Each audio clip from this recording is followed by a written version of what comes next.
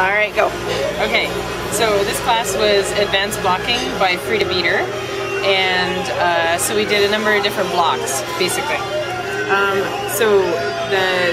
We first started practice out by practicing our tomahawk stops on the outer or the inner line, and going up in your toe stops and running back 10 feet.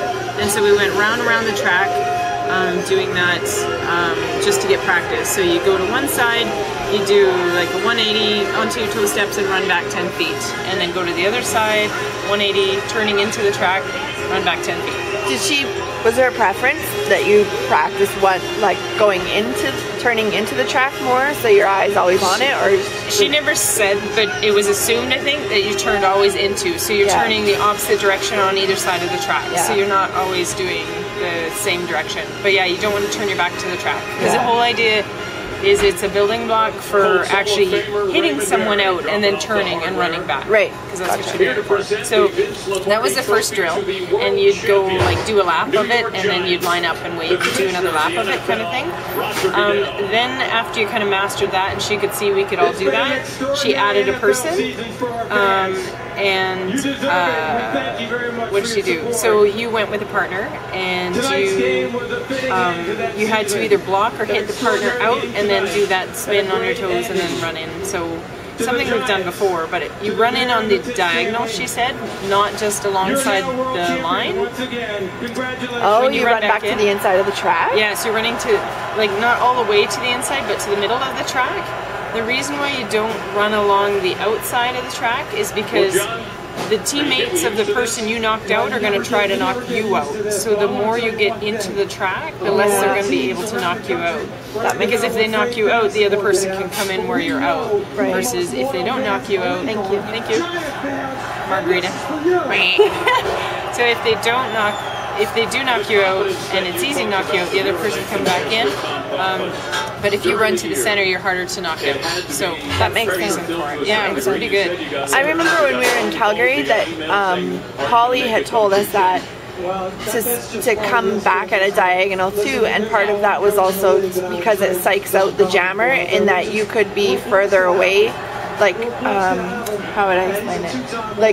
They think that they have to wait and come back in literally behind you physically, but they could just step onto the track 5 feet away from you, but be behind your hips and then go. So it plays mind games on the person you hit out. So when you're doing this drill, an important thing to note is that you hit the other person out, you run like a bugger 10 feet back. The person you hit out, it's practice for them too, and they should also run on the outside track to get behind you as fast as they can. They don't just stand there and go, hey, this is cool, I got hit out. So they help you kind of hit them out, because it's your practice doing the hit and running back, but they need to run back too, and not just stand there. Frida kind of got upset because people were just standing there initially. So you alternate sides of the track that you're hitting people out, and you also alternate the hitting side that you're doing. And Frida's basically saying her favorite block to hit someone out is to do that common peroneal nerve block, so where you have to get really, really low, and you turn your foot closest to the person you're knocking out 90 degrees, go in front of them, and you're low, you're hitting them just above the knee with your body, so you're controlling their knee and then pushing them out sideways. And you kind of do a flick as you're turning that fully takes them out. And she said just really make sure that you actually hit them out. Holy food. Thank you. That's a marvelous feeling.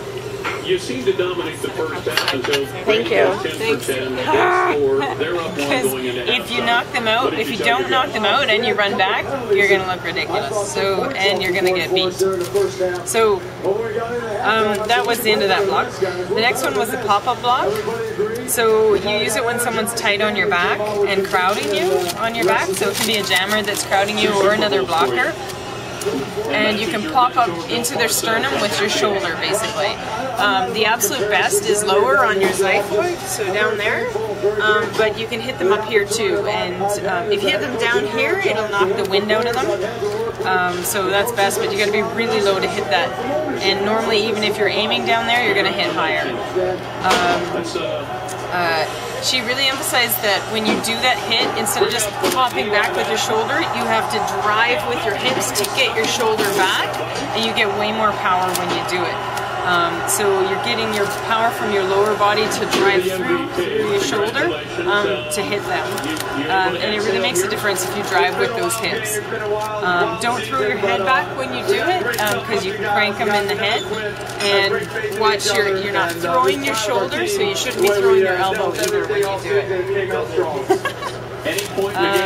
And the key is you got to get low to do it. The next one is a can opener, and basically she has you starting beside the opponent, and you have to do that peroneal nerve, so you block where you go 90 degrees with that right foot, or the foot that's beside your opponent. You go 90 degrees, that pulls you in front and almost stops you in front while it's pushing your opponent over, and you're driving with your opposite leg to push them out.